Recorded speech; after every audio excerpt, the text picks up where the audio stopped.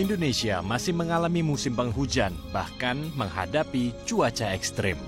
Rifda Novi Karani, perakirawan senior BMKG, memperkirakan musim penghujan akan terus terjadi hingga bulan April 2025. Beberapa daerah yang akan diguyur hujan meliputi Pulau Jawa, Sumatera, Kalimantan Timur, Sulawesi Utara, Maluku, Papua, Papua Pegunungan, dan Papua Selatan. Secara klimatologis kami masih memprediksikan bulan Maret ini masih di periode musim hujan. Bulan April juga beberapa masih di periode musim hujan, tapi juga ada beberapa yang sudah masa peralihan. Gitu. Pada bulan-bulan berikutnya pun nanti akan menyertai ya. Tapi akan kami update kembali untuk. Nah, untuk puncak musim hujan di beberapa wilayah masih di periode puncak musim hujan. Seperti wilayah Jawa terutama bagian selatan itu masih di periode puncak musim hujan. Memang tidak merata puncak musim hujannya. Jadi sejak periode Januari kemarin hingga bulan Maret ini beberapa wilayah itu bertahap puncak musim hujannya, dan ada beberapa yang masih sekarang masih masuk periode musim hujan.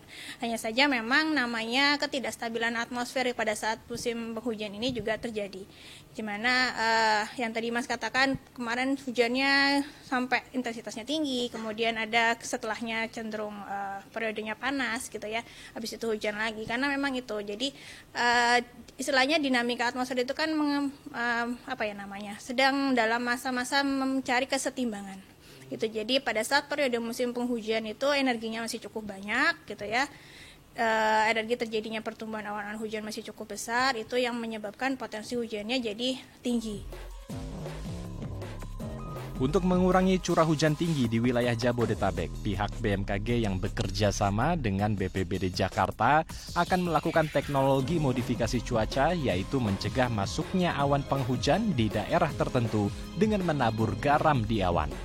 Setelah ditaburkan, garam akan mempengaruhi awan untuk berkondensasi dan membentuk awan yang lebih besar hingga mempercepat terjadinya hujan. Sehingga hujan dengan intensitas tinggi yang akan turun di wilayah tertentu dapat berkurang.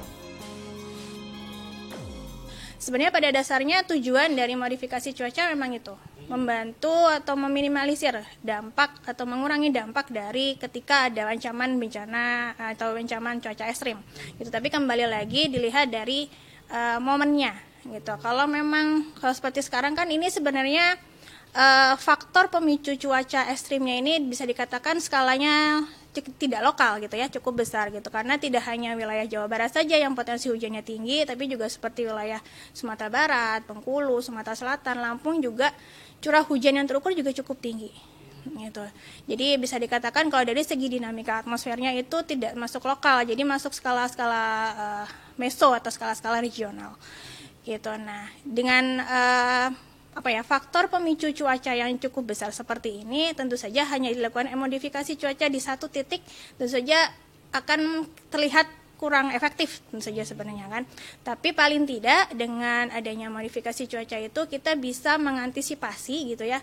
Ketika tumbuh awan misalnya tumbuh awannya sudah mulai di utara wilayah Jakarta, yang kan Jakarta mungkin yang dihindari gitu ya, yang dijaga gitu ya, agar tidak turun hujan dengan intensitas yang tinggi.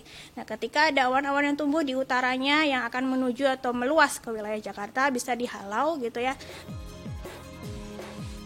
Puncak musim hujan yang akan terjadi diprediksi berisiko menimbulkan bencana hidrometeorologi seperti banjir dan tanah longsor.